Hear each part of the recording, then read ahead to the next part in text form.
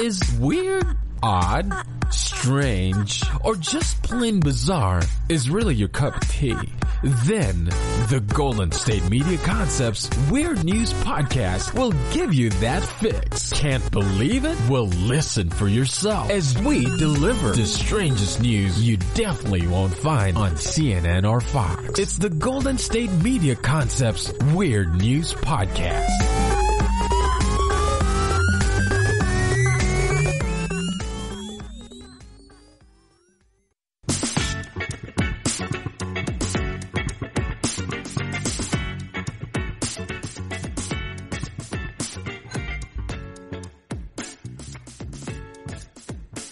Thank you for tuning into the GSMC Weird News Podcast, brought to you by the GSMC Podcast Network. I am your host, Comfortable Caleb, and today we'll be going over a bevy of weird news topics, ranging from coronavirus parties, a bunch of botched robberies, including one where a guy throws a pizza at his robber, and the robber runs away in fear, and then we'll tackle a story about a man who got arrested for biting a seagull that attempted to steal his Big Mac. That's a freedom fighter if I've ever seen one. And then we're gonna wrap it up with my top 10 cults. There's a lot of them out there, and I can't wait to talk about it. Let's kick this thing off. Alright, so a group of partygoers were slapped with a $26,000 fine in Melbourne, Australia, after police tracked a bulk KFC order back to their party. So the partygoers ordered about 20 meals, and this is at 1:30 a.m. on Friday, as all KFC orders are made at 1:30 a.m. on Fridays. And the group was snitched out by a group of ambulance workers who were visiting the KFC at the time of the order. And they went on to notify police, who followed the car of the order to a townhouse and discovered a number of people hiding under beds in the garage and out in the backyard. So these partygoers knew quite well that what they were doing was finable. I don't think this is how they thought they would end up getting caught, though. The police totaled 16 different fines for breaching coronavirus restrictions, and they were issued to a bunch of different members at the party. And when interviewed, the Victorian Police Commissioner, Shane Patton, that doesn't sound very Australian. Anyway, Shane Patton said, "That is absolutely ridiculous, that type of behavior, and it's a very expensive night." That doesn't make any sense to me either, but we'll go on. That's $26,000 that birthday party is costing them. That's a heck of a birthday party to recall, and they'll remember that night for a long time. And he went on to state some statistics, including that the state of Victoria reached a record 288 new cases on that same day the fines were handed out. He said, quote, "They were a devastating second wave of COVID-19 cases, and frankly, the party was in violation of Stage 3 lockdown measures, which prohibit individuals from visiting other people's homes unless it's for the purpose of giving or receiving care or medical treatment." Which seems like an odd exception. You're only allowed to visit other people if we know you're sick. Once again, this is just my cynicism showing people don't take me too seriously. And according to police records, in that 24-hour period, that Friday, the police conducted almost 1,000 spot checks on people at homes, businesses, and public places. This is according to Commissioner Patton. 60 infringement notices were issued to Melbournians, including those at the KFC party. So the one KFC birthday party made up for over a quarter of the infringement notices that were handed out that day. That is just brutal. Thanks a lot, Colonel Sanders. So I'm going to give you guys a quick history lesson that is totally a non sequitur. The story of Colonel Sanders. This should only take a minute, don't worry. So, at age 5, his father died, And at age 16, he quit school. At age 17, he had already lost 4 jobs. At age 18, he got married. He joined the military and got, quote, washed out there. At age 20, his wife left him and took their baby. He became a cook in a small cafe and convinced his wife to return home. At age 65, he retired. He felt like a failure and decided to commit suicide. He sat writing his will, but instead he wrote about how good of a cook he was. So he borrowed $87, fried up some chicken using his own recipe, went door to door to sell it. At age 88, Colonel Sanders, founder of Kentucky Fried Chicken, was a billionaire. That's an inspirational story for the week, isn't it? So he failed for 65 years and then became a billionaire once he retired. So don't give up, folks. Just sell chicken door to door. I think that violates several FDA laws. I don't know. The FDA episode was last week. Let's move on, folks. All right, let's move on to our next coronavirus party story. A patient in their 30s dies from the coronavirus after attending what is called a, quote, COVID party. And this happened in San Antonio, Texas. Chief Medical Officer of Methodist Healthcare, Dr. Jane Appleby, said, "The idea of these parties is to see if the coronavirus is real." They went on to say, quote, "This is a party held by someone diagnosed with COVID virus, and the thought is to see if the virus is real and to see if anyone gets infected after the party." And one of these people who went there and he died. Which is not funny, but I'm going to stop talking. According to Appleby, the patient became critically ill and had a heartbreaking statement moments before death. So just before this 30-year-old died, he said, quote, "I think I made a mistake. I thought this was a hoax, but it is not." Now, this is according to Miss Appleby. And this had a profound effect on this healthcare officer, and so she went ahead and posted a video online. You can go check it out. Just search Applebee's, and it'll come up. And she says in the video a lot of truthful, important things that everybody should hear.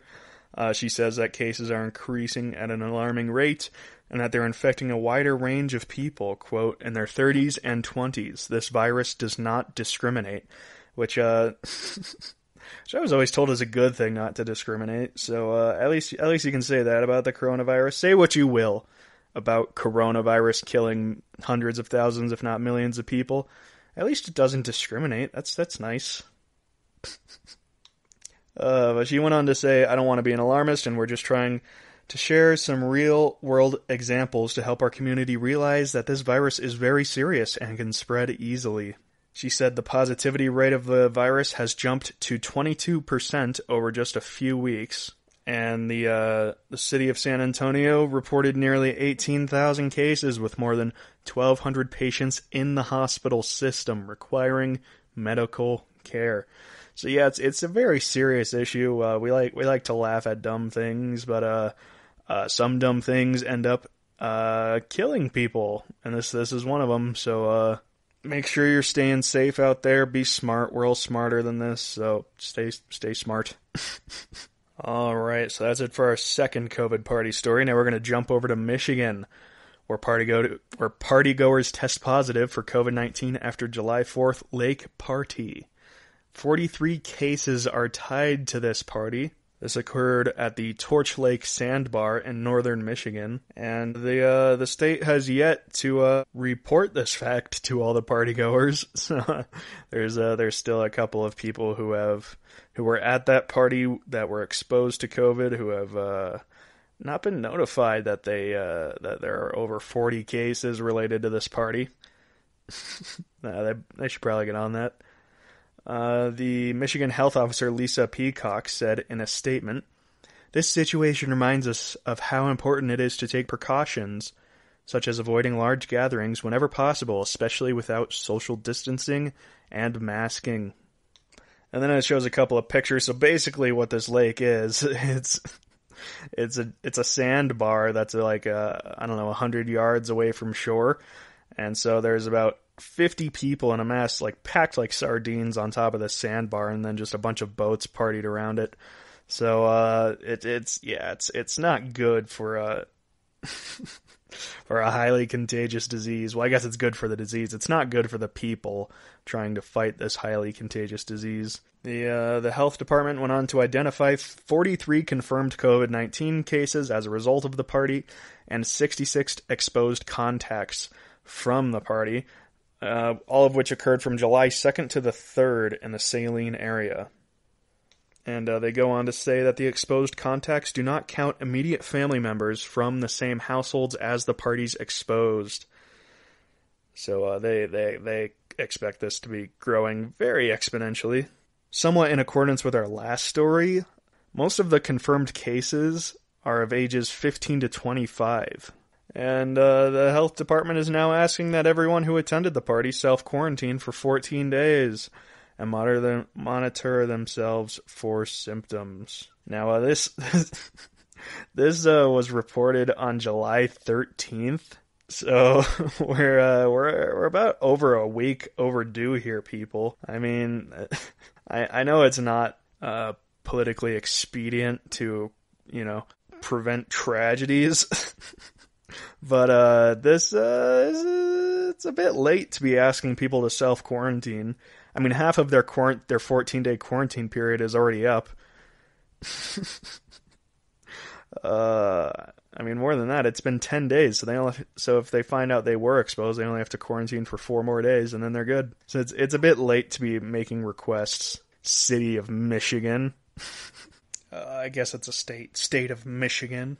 The investigation of the outbreak is ongoing, according to the health department. And they went on to say this event has led to exposure at retail stores, restaurants, businesses, canoe liveries, clubs, camps, athletic teams, and retirement communities. So they're actually doing a pretty good job tracking it down, even though they're only coming out with it 10 days after the event. They said there are at least 2 Michigan exposures of out-of-state and neighboring country exposures. So basically these people came into Michigan for the 4th of July party and then left afterwards, so it is crossing state lines. Now, the health officer of the county health department went on to say, "This is a very clear example of how quickly the virus spreads and how many people can be impacted in a very short amount of time. We cannot hope to accomplish our goal of containing COVID-19 and preventing additional cases, hospitalizations, and deaths without full community support and cooperation." So, amongst all these stories popping up about parties bringing in hundreds of infections of COVID, a few countries have come up with their own response to the growing demand for social interaction. So let me read a few of them. South Africa bans alcohol sales to combat COVID-19. So it should be noted this is not the first time that South Africa has banned alcohol. The last time they did it was only a few weeks ago when the 3-month ban on alcohol started in an effort to prevent drunken fighting. I swear to God, this is what the article says. And the doctors of South Africa are quoted saying, "This contributed to a sharp drop in emergency admissions to hospitals, but the county brewers and winemakers complained that they were being driven out of business." That is what happens when you ban alcohol. Alcohol companies go out of business. That tends to be one of the externalities. Now, I know this might be a little controversial, but I don't think we should ban alcohol in order to keep parties from happening. And that's not just because I'm a damn dirty alcoholic. It's also because how are we supposed to make it through these hard times without a little, poison-induced dopamine running through our veins? I think it's an essential part of making it through this lockdown. My wild turkey 101. You may take my freedom, but you will not take my 50.5 proof alcohol away from me, okay, folks? Not happening. This is where I draw the line, okay? No, but according to South Africa, this ban on alcohol is actually working to deter parties. I'm not sure how many parties occur in South Africa. I know they didn't have any over the 4th of July period, but it is funny that they're responding to the 4th of July COVID externalities by banning alcohol in their own country. So we'll see how that works out. We'll keep you abreast as the story unfolds, as they say. But yeah, that's it for this segment. Stay tuned for after the break, when we will be discussing a man in Delaware who threw a pizza at a man robbing him in order to escape. So we'll get to that after the break. Stay tuned. Check out the show built around the women of MMA. From the UFC to the extreme cage fighting, we got the fights covered. Listen. It's the Golden State Media Concepts Women's MMA Podcast. The latest news of upcoming fights, discussions of previous matches. Join us as we talk to and about the biggest names in women's mixed martial arts, past, present, and future. When it's the women's fight game, you know where to listen to. The Golden State Media Concepts Women's MMA Podcast.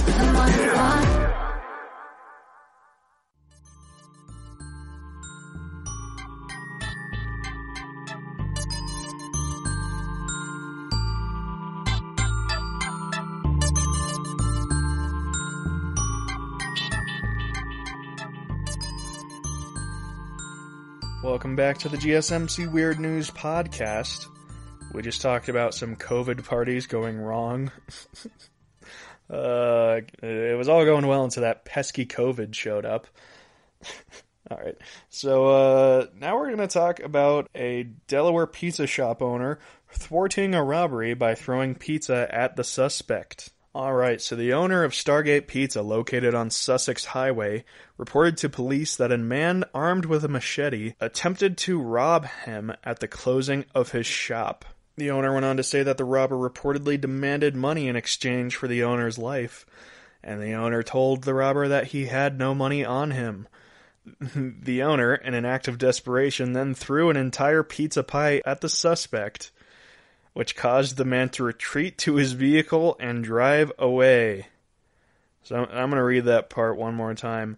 The owner threw an entire pizza pie at the suspect, which caused him to retreat to his vehicle and drive away. I'm trying to imagine this in a film, right? Somebody's being robbed. One guy's a machete. One guy's a pizza. The guy with the pizza throws the pizza at the guy with the machete, and the guy with the machete drops the machete, runs to his car, and drives away. Oh, this doesn't make any sense. This is a bit, I'm a little skeptical on this story, I have to admit. Not all the dots align on this one. But, if you happen to know more information on this incident, then, be sure to contact the investigators at 302-337-8253. That's 302-337-8253. And, for everyone else, beware. This suspect is still at large. I wouldn't be too worried. If the guy's afraid of a pizza being thrown at him while he's holding a machete, then I think you can just yell boo. And that would thwart his robbery attempts once again, I believe. Now, unfortunately, that's all we have on this story.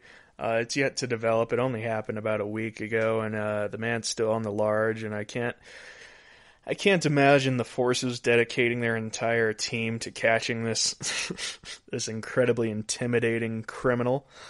But what we're going to do now is go into a couple of other botched burglary attempts that have happened over the years. We're going to start off with a pretty well-known one. A retired couple in Lancaster returned home from a holiday in 2014 to find their burglar sleeping in their own bed. I'm not even going to try to pronounce this man's name. It's, I believe it's part of the Czech Republic. But apparently he broke in, washed their dishes, washed his underwear, and even bought some groceries. The owners of the house said that when they left, the house wasn't too tidy, but he had kindly tidied up while they were gone. Quote, he did burn the old saucepan, but that happens. She seems like a really nice lady, this person who got robbed. Once the man was caught, He admitted to burglary and was given a 2-year conditional discharge and ordered to pay €200 in costs. So I think he got off pretty easy. If I came home and somebody was sleeping in my bed, unless it was Goldilocks, I'd be pretty upset. I'm going to have to cut that out. Alright, this next one comes from the land of Welsh. In 2012, after 2 men got drunk, they stole a penguin named Dirk from SeaWorld, Australia. These were 2 Welshmen. Welsh whales, whatever you want to call it. Of course they didn't do this during daylight. After the park closed, they broke in. They swam with the dolphins. They set off a fire extinguisher in the shark enclosure, and eventually they made their way after stealing a penguin. Now, of course, there was a third companion in this robbery, alcohol. The 2 were apparently incredibly drunk when they did this, and when they finally woke up, hungover with a flightless bird in their apartment, they tried their best to take care of him, but frankly, there's not a whole lot of documentation on how to feed penguins. Most people selling you penguins assume you know how to take care of them, that you won't have to Google how to take care of a penguin right after you buy one. Also, I don't think you can buy penguins.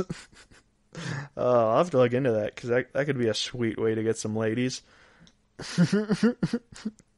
I should really just not talk today. Okay, so eventually the 2 men tried to release Dirk into a canal after admitting defeat to trying to take care of him. But they were spotted by locals who called the police. And eventually a magistrate fined them 1,000 Australian dollars, which is about 637 euros, and told them to drink, quote, a little less vodka. A lot of alcohol-related stories this week, but all is well that ends well, and Penguin Dirk was eventually returned to SeaWorld unharmed. Alright, now our next botched robbery. This one's not really a robbery. This is kind of if anybody remembers The Good, the Bad, and the Ugly, this is one of those scams where you turn in one of your buddies for his wanted reward, and then once you collect it, you break him out again. Except this guy tried to do it all by himself. So a terrorist of the Afghan Taliban tried to give himself up for a $100 reward. So he brought himself to prison and said, I'm turning myself in, and then he asked for $100 as the reward for his capture. First of all, I wonder how he got a bounty of $100. That would be the saddest thing on the planet if you were known as a terrorist commander and your wanted poster says $100 under it. I mean, you must be pretty ineffective if your bounty is worth less than a, I don't know, 30 burrito meal deals at Taco Bell.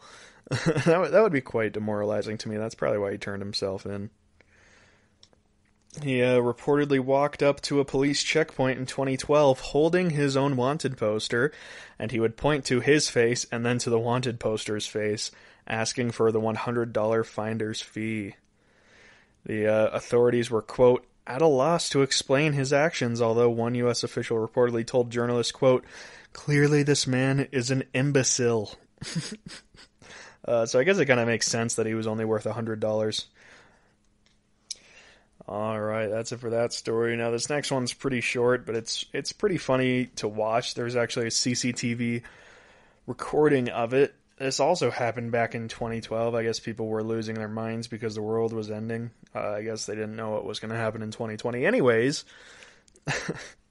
so this kid named James Allen attempted to rob a store in Oxfordshire, and he robbed it with a toy gun, and the lady knew immediately that it was a toy gun because Allen had attempted to rob the exact same shop 10 days earlier.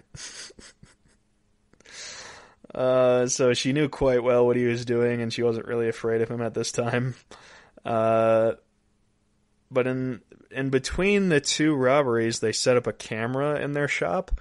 So this time they actually caught him on camera, and he was later arrested. But the funny part is, while he was trying to escape, he couldn't leave. He was trapped inside the store because he was pushing the door instead of pulling it. If anyone's seen, I think it's Snatch, the movie Snatch, the exact same thing happens in a robbery scene. But I don't think anybody suspected this could happen in real life. But apparently it did back in 2012. The individual, Alan, was of 29 years of age, so he wasn't a kid. Not really a whole lot of excuse for that. If you're gonna rob a store, make sure you know your exit is a pull or a push door. First know where your exits are, and then know whether they're a push or a pull door. I shouldn't be giving advice on how to rob a store. Alright, now this next story is actually quite heartwarming. In 2009, Columbus, Ohio, a lady named Diana Martinez was robbed in her home while she was there. And it was a traumatic event. And 2 hours later, the robber returned and asked her out on a date. Diana said, quote, "It's never happened. In my 8 years and some months, I've never had anything happen like this before." And, of course, this man was later arrested. But, yeah, that's my second rule in robbing stores. Don't go back and ask your victim out on a date. First of all, they'll probably say no. Second of all, you'll land yourself in prison, which is not a good time. Alright, next up is a robber who broke into a house and ended up being a sexual slave for 3 days.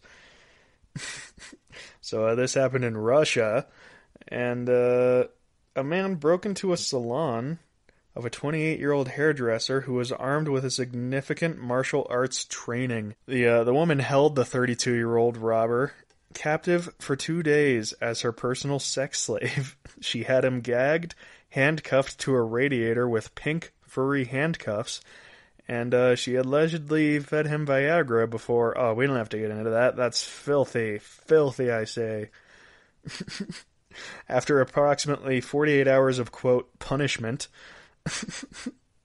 the man was released from his prison, heading straight to the hospital for treatment of a torn... that's... Okay, come on now. We don't have to talk about this kind of thing.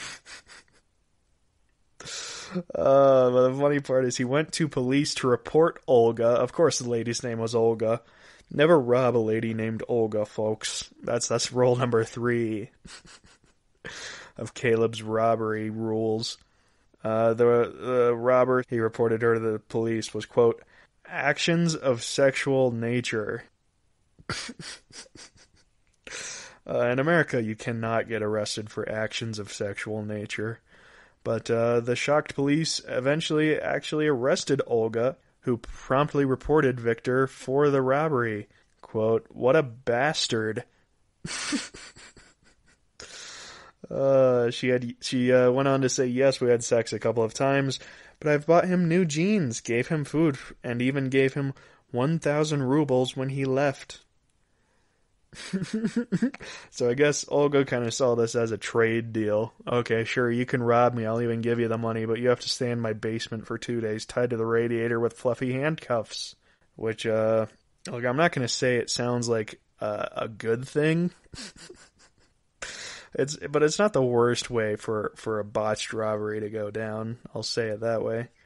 This last one hits close to home. A thief breaks into a house. A pair of couples enters the house, so that's 2 pairs of adults, and they suspect something is awry because stuff is missing, all the expensive stuff.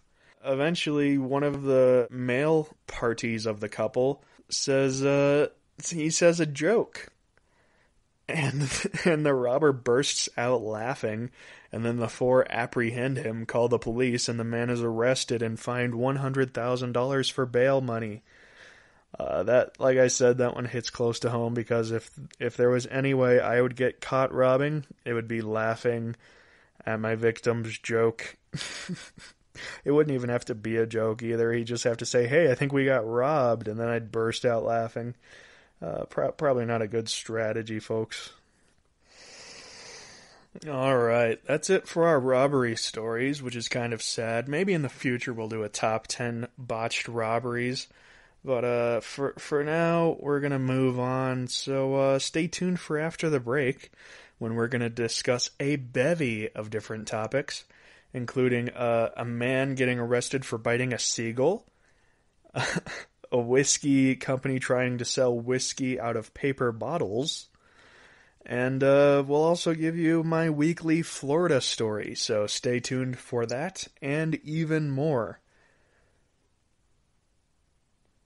Are you tired of the same old news? Are you sick of the seemingly endless political spin and negativity? The GSMC America Still Beautiful podcast is a weekly news podcast covering all the top positive and uplifting news stories. We cover stories that will inspire, uplift, and remind you of the good in the world. Tune into the Golden State Media Concepts America Still Beautiful podcast to get all the great and positive news stories of today. Download the GSMC America Still Beautiful podcast on iTunes, Stitcher, SoundCloud, Google Play, or anywhere you find podcasts. Just type GSMC in the search bar.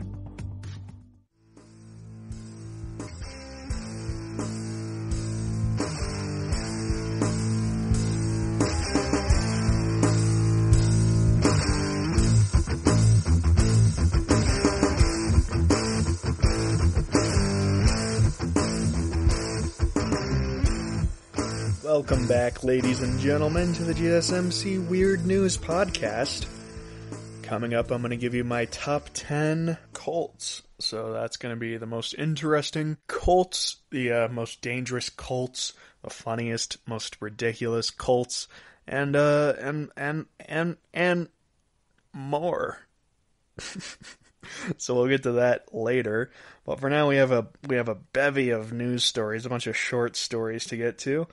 And we're going to start with Johnny Walker Whiskey, who are trying to sell one of their new black label whiskeys in paper bottles. So they claim that this new trial of alcohol vessel is in an attempt to be environmentally friendly. So for those who don't know, alcohol is classified as a poison. So I find it incredibly funny that they're trying to market a poison that is environmentally friendly. But it is a good cause, making sure that they don't use an excess amount of glass bottles or plastic bottles when they don't need to. Of course, this will also save them money. For those who don't know, paper is cheaper than glass. It's said to be coming out in spring 2021, so that's another thing to look forward to in 2021. We won't have to deal with COVID. We'll have brutality reformations, we'll have no more riots, and also we'll have paper bottles for whiskey. So 2021 just keeps getting brighter and brighter. The company boasts that there will no longer be plastic particles found in the whiskey, because for those of you who know, anything in a plastic bottle eventually wears down the plastic and it gets into that's why water in plastic bottles tastes all weird. It's because there's actually a little bit of plastic dissolved into it. It's said to be harmless, but it's still kind of gross. So, your whiskey will no longer contain dissolved plastic in it, which I think is a good thing. But it should be noted that this isn't the first alcohol that's coming out in paper bottles. The most common is wine bottles made of paper. But this is the first time it's being brought to hard alcohol. And of course, they also expect this to cut down on their costs of production, which is good news. That means cheaper whiskey for me, which so I'm all for this now. Plus, it'd be nice to have it in a paper bottle you can just crush when you're done with it, like a Coca-Cola can. You can't really do that with a glass bottle, but you'll no longer be able to crack your bottle over the head of your bar enemy. So there are downsides, is what I'm trying to say. All right, let's move on to our next story. So The man on drugs getting arrested by police after biting a seagull is too good to give away now, so I'm going to hold off on that one. For now, we're going to talk about my weekly Florida story. Now, don't worry, this one's only a few lines long. There's not a whole lot to it. But a human head was found on the side of a Florida road. This occurred in St. Petersburg, Florida. Police are investigating after a human head was found on the side of the road last Tuesday. They said it was discovered between 31st and 34th on 38th Avenue. Okay. I don't think I have to point out the problem with this. The head was discovered on 38th Avenue between 31st and 34th. I swear this is what the article says. So I know I like to pick on Florida, but it's in my top 3 states. If I could live in any state, it would be either Colorado, Texas, or Florida, because I'm a goddamn redneck. So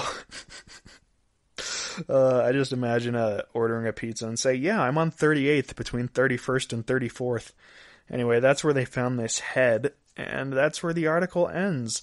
They're asking for if you have any further information on the corpse to which this head belongs to. Call 727-893-7780. That's 727-893-7780. And they also tweeted this post saying, quote, investigating human head found on side of the road. Anyone with info, call. And then they give the phone number. And I know I shouldn't be laughing at this. There's a lot of stuff in this podcast I shouldn't be laughing at. But you have to take into account that I'm a young, immature person, so you just kind of have to roll with it. Apparently the head was found by a woman jogging Tuesday morning, and she reported that she found a head. The gender or race could not be identified. Once police were on the scene, the investigators also could not immediately determine whether the person was a male, a female, or what their race was.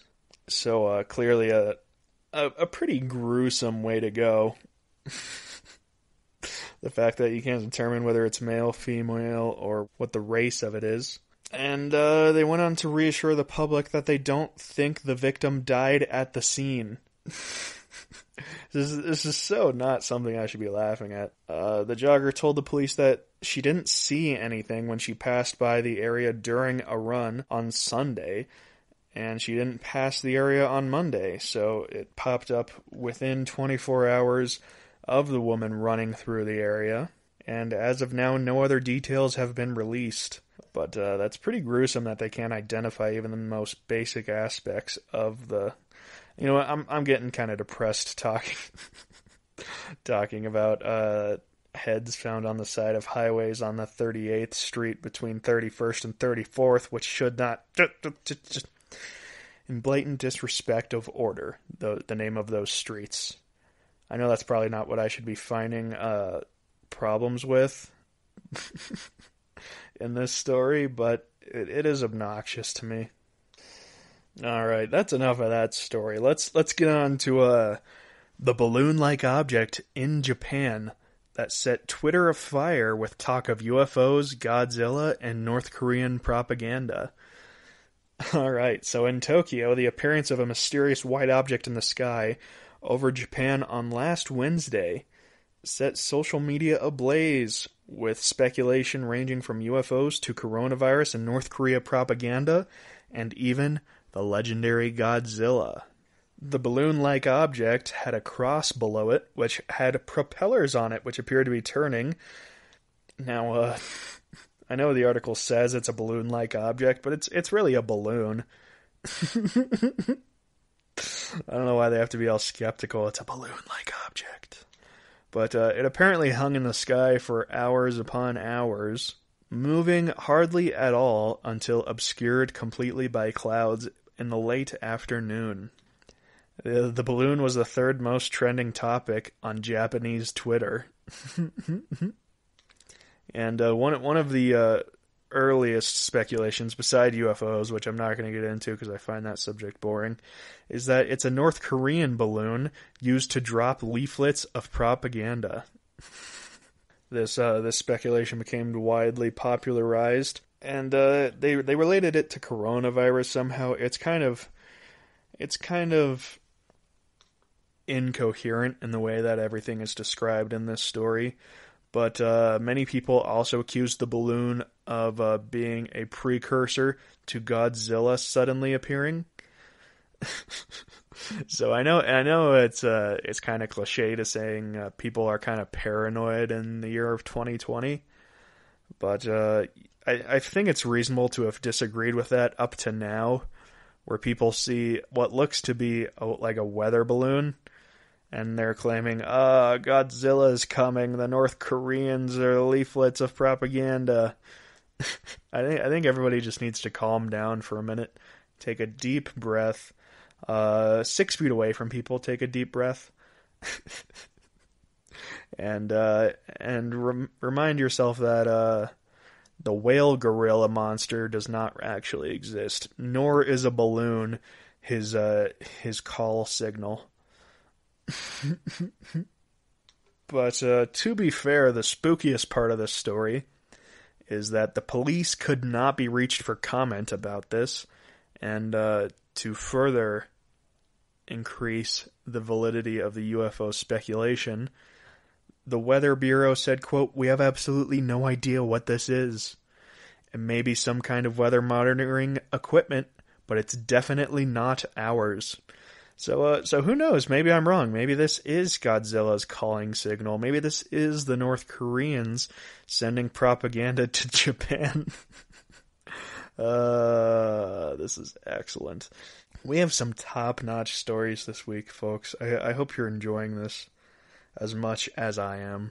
And now we are going to move on to my favorite story of the week. A man high on drugs is detained by police after biting a seagull. All right, so this occurred in Plymouth, which is it's a city in England. Quote, "Officers spotted the man attacking and biting the bird while on patrol near Raleigh Street area of Plymouth on Tuesday, July 9th. All right, so a spokesperson from the Charles Cross neighborhood policing team said that they were working alongside other agencies, including PARC, dealing with a homeless man when they heard the nearby commotion.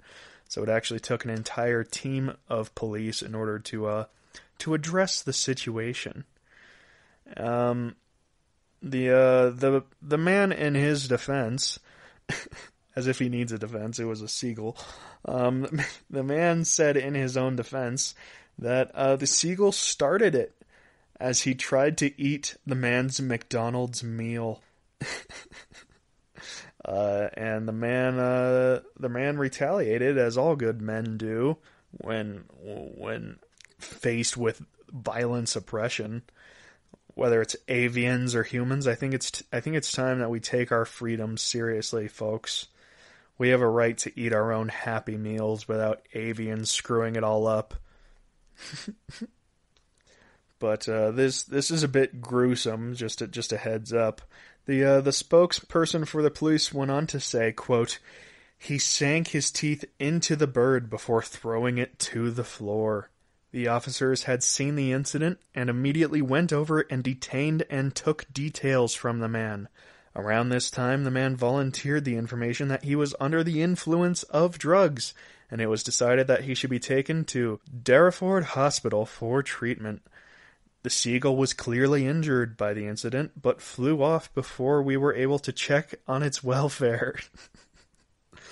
We don't know what happened to it afterwards, so unfortunately another story with an open ending. These stories are much like that film Lost in Translation, where it's up to you to finish the story for yourself. But yeah, the bird got bitten, and the drugged up man went to a hospital for treatment. So I guess all is well that ends well. Now, in many UK coastlines, seagulls are considered pests, but in this one particular one, these animals are protected by law under the Wildlife and Countryside Act of 1981. Excellent.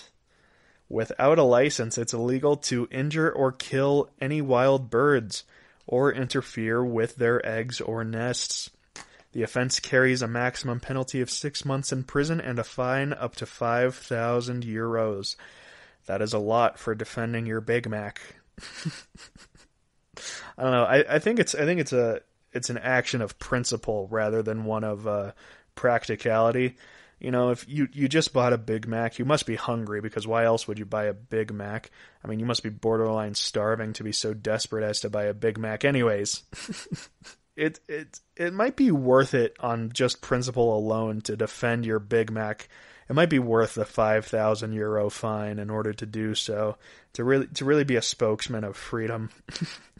And like all the other stories today, the police are still investigating the incident. And if you have any information that could help, feel free to call anonymously. Actually, they don't have a number. That's sad. Oh, they do. It's just a weird number. 0800-555-111. Is this fake? I feel like I just got gypped. No, this is true. That's their actual phone number. 0800-555-1111. So I feel like all my altruistic acts for the year are completed by putting out, I think I put out 3 different call for help numbers today. So if you want to make a difference, help the police out, be a good citizen and tell them how they should handle the seagull versus homeless drug addict. So it's time to go to a break finally. Stay tuned, and after the break we'll talk about my top 10 cults. Stay tuned for that.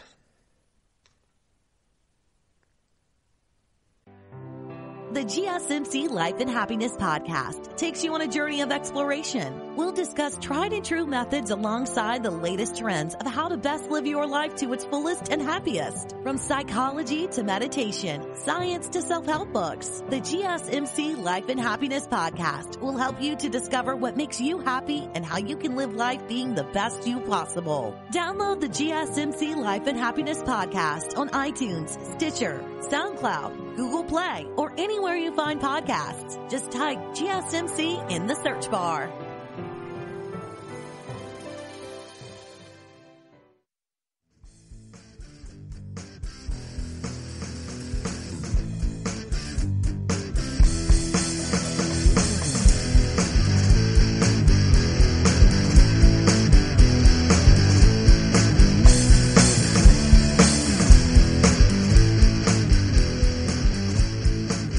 Back to the GSMC Weird News Podcast, brought to you by the GSMC Podcast Network.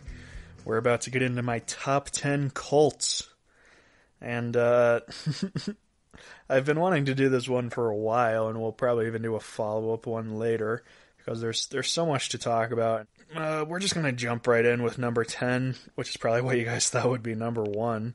But it's the Church of Scientology. So basically this is a creation of L. Ron Hubbard, and basically it's a religion, and it's based around the fact that each human was brought into the world for their own pleasure. However, due to the constraints of the world around them, no person, other than someone who follows Hubbard's teachings exactly, is able to fulfill this pleasure completely. It's actually not that popular of a church, but it gained a lot of attention due to the celebrity members it has, such as Tom Cruise and that other guy who gets killed in Pulp Fiction. I can't remember.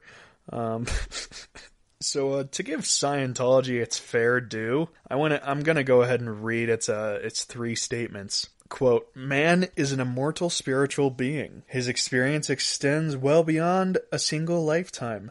His capabilities are unlimited, even if not presently realized." So those are the 3 things that they advertise as what you'll learn once you join the Church of Scientology. So I'm gonna give you a quick rundown of the creation story of Scientology. So there's a brother named Xenu, and he was the ruler of the Galactic Confederacy. And this was an organization of about 76 planets, and they existed about 20 million years ago, which is pretty small on a galactic scale, according to modern science. But the planets were accordingly struggling from extreme overpopulation. And fearing he'd be thrown out of power, Xenu gathered billions of people, froze them, captured their souls, and transported them to Earth for elimination. He dumped them at the bottom of volcanoes and then destroyed them in a series of nuclear explosions. Once in the air, souls were captured by Xenu. The volcanoes shot the souls into the air. And Xenu implanted into them misleading information, including concepts related to all the world's religions. So, yeah, that's the creation story of Scientology. Hopefully I don't get sued for that. The reason it's number 10 is because it's kind of a well-known, everybody knows about it, and so it's not really that weird, is it? It's really weird. All right, number 9. Probably not allowed even to talk about this, but the Ku Klux Klan. We're not going to spend too long on this. Apparently, it was started in 1870 and was disbanded in 1870. It resurged in 1915, and its peak year was in 1924, when the membership had about 4 million members. That's insane. Obviously, they're just a group that believes in white supremacy as a whole. They boast the fact that it's, quote, one of the only cults without suicide as a necessary factor. And we are also one of the oldest surviving to this day. What a bunch of morons. And thank God that now there's only like a couple thousand members, according to my sources, Wikipedia. It's between 5,000 and 8,000 members as of today. Which is 5,000 to 8,000 too much, but what are you gonna do except call them a bunch of idiots and make fun of them constantly as they promote some of the most absurd ideas being peddled around today. Alright, we're gonna move on to number 8, the Watchtower Society, which is a great name for a cult, but unfortunately they've accumulated the nickname Jehovah's Witnesses. Which is kind of lame. But these are the people that go door to door and ask you to talk about Jesus Christ. It's either them or the Mormons. Fun fact about Jehovah's Witnesses, they've falsely predicted doomsday more than 3 times. Once in 1914, 1925, and 1975. They have a worldwide membership of 7.1 million people. That's a higher population than Bulgaria. So it's not a small organization. They're still running today. And another fun fact for you, Prince, or the artist formerly known as Prince, was a Jehovah's Witness. So I always thought it would be funny to be just, sitting on your front porch in Minnesota or wherever Prince is from, and he walks up to your door and says, "Hey, want to talk about Jesus?" I don't know if you guys have ever listened to Prince, but it doesn't scream Jesus at you. Very, very sexually charged music. Alright, time for number 7. The Westboro Baptist Church. So I'm not going to get into their beliefs because they're kind of inflammatory and I don't want to start losing people. But these are the guys who really do not like members of the LGBTQAAIP. They're also not a fan of soldiers. They often protest soldier funerals, saying, "Thank God for dead soldiers," just awful stuff like that. But I will tell you this much, folks. One of the easiest ways to burn an afternoon or possibly even an entire weekend is to just Google Westboro Baptist Church videos, and what it'll come up with is a bunch of really smart people interviewing these really, really dumb Westboro Baptist Church members. It's incredibly hilarious to just watch these people run circles around this these groups of morons. So if you're looking to burn an afternoon, I would definitely do that. There's some really funny videos out there. Also, there's a lot of inspiring stories about children who were brought up in this horrible group that abandoned it and have moved on to a more enlightened belief system. Yeah, so that's the Westboro Baptist Church. All right, number 6, Aum Shinriko. That's my weekly mispronunciation. So this was founded in Japan and is said to be a cult that is a religious combination of Hinduism, Buddhism, and Christianity. So that sounds nice and peaceful, right? A lot of Buddhism is largely passive as a religion, but these guys are most well known for releasing sarin gas into a Japanese subway in 1995. This ended up killing 12 people. At the peak of this religion, they had 40,000 members worldwide. Now it's down to about 1,500. And it's one of the few cults known for homicide, so watch out. All right, number 5, Waco. Waco is a town in Texas, and there was a compound that belonged to the religious sect branch Davidians, and American federal Texas state law enforcement attacked this complex for weeks on end. Apparently this off-brand Christian religious sect had been stocking firearms for months before the attack took place. There were dozens of women and children in the complex. I've talked about this one before, so we're not going to get too into detail in it. But yeah, it was kind of a tragic thing.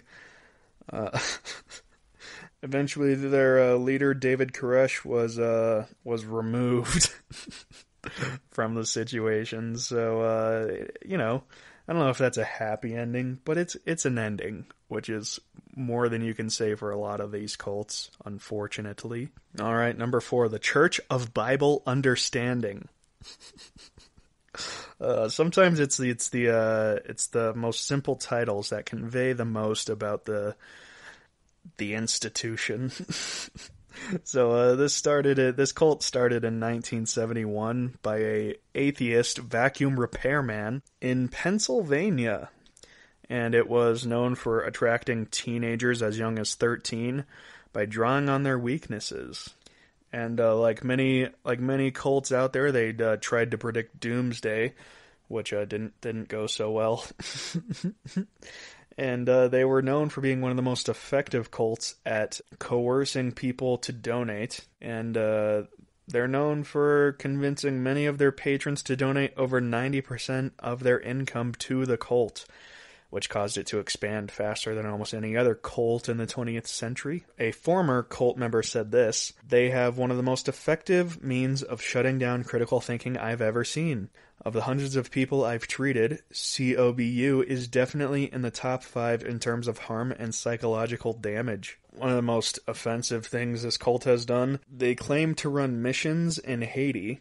So they claim to help struggling Haitian children, but they only help them in exchange for being indoctrinated in the cult itself. So they will trade the cult's literature in exchange for food and clothing needed by the Haitian children. So it's not great that they're taking advantage of the struggling children of Haiti. Let's move on. Number 3. This is a quick one just because I like the name of the group. It's Jews for Jesus. I remember the first time I saw this, I thought it was a joke, but it's an actual thing. It's actually not really a cult. It's just kind of a goofy little religion. It's a non-profit, and they actually do a lot of good mission work. Obviously in exchange for their texts, but whatever. If they help people out, they help people out. So, yeah, I just thought that one was funny. It's important to note that the Jews for Jesus are not considered a Jewish organization by any Jewish authorities. They believe that Jesus is the Christ and the Son of God, unlike typical Judaism, which views Jesus as a false prophet. So yeah, I just think that one's it's kind of fun. Especially, it's a good dinner topic, Jews for Jesus. someone with a very religious family, that would spark a great conversation. I'm going to try that this week, and I'll let you guys know how it goes. All right, number 2, the Manson family. So I love the stories of the Manson families. Of course, in blatant neglect of the horrible atrocities they committed against individuals in California. But essentially, this is a cult of hippies who took a bunch of drugs and then fought the capitalist corporate machine by murdering grocery store owners, and one of their more famous hits were on Sharon Tate, the wife of Roman Polanski. These were some of the most brutal murders ever recorded in American history, and eventually the leader, Charlie Manson, was thrown in prison. There's a lot of other conspiracies out there, like the government was giving him LSD because how else could this poor hippie afford a very expensive drug? But it's all very interesting to kind of learn the psychology of these people who are completely out of their minds. And I think it's worth studying because you see how completely normal pacifist hippies can literally become murderers overnight. They will go from the most passive Buddhist-like people into, these kind of people who will stab someone 47 times just because someone they really admire tells them to. So I think that's an interesting little thing to study, so you can be aware of it and avoid, stabbing random people 47 times yourself. All right, number 1, the Anabaptists. This is not a very well-known story, but it's one of my favorites. There was this town in Germany called Munster, and after the Protestant Reformation, a bunch of radical Protestants took over the city, and they were one of the first groups to claim, we know when Doomsday is going to happen. It's going to happen here in Munster. Anybody who is not here in Munster, who is not an Anabaptist, will be slaughtered brutally during the apocalypse. And it's got some great stories to it. They take over this city. They defend siege after siege as bishops try to retake their city. And it kind of set the framework for a bunch of other cults. They were one of the first to all of a sudden be like, hey, it's a great thing? Polygamy. So, that's the Anabaptists. It was basically a commune, and a lot of communes pre-20th century, they eventually starved themselves out. And there's a lot of really interesting stories about the leaders and how they toppled each other in order to gain power, and how they would speak to God. There was one that would literally claim that he had a direct pathway to God. So somebody would say, hey, what are you talking about? Polygamy isn't good. That's not in the Bible. And then the guy would just turn around and pretend like he's talking to God out loud. Hey, God, what do you think of polygamy? Oh, you think it's good? Okay, it's good. And then he'd turn back to the crowd and say, hey, God thinks polygamy is good. And they would all believe him. So I think it's kind of the first major cult, and it's a really interesting story. Dan Carlin's Hardcore History has an episode on it. I would highly recommend it if you have a spare, 19 hours or however long his podcasts are. But that's it for this week. I think I went a little over time, but that's more bang for your buck, folks. You can't be mad at me for that. So I'll have to thank you for listening to the GSMC Weird News Podcast, brought to you by the GSMC Podcast Network. And I will also like to ask you that you please remember to subscribe to the show and write a goddamn nice review for us. It really helps us out. Also, if you can please follow us on Facebook, Twitter, and Instagram, that would be great. Be sure to like and share the show, leave a comment below, and perhaps leave a weird story of your own, or perhaps a suggestion, and maybe I'll look into it next week. Thank you, and have a good night.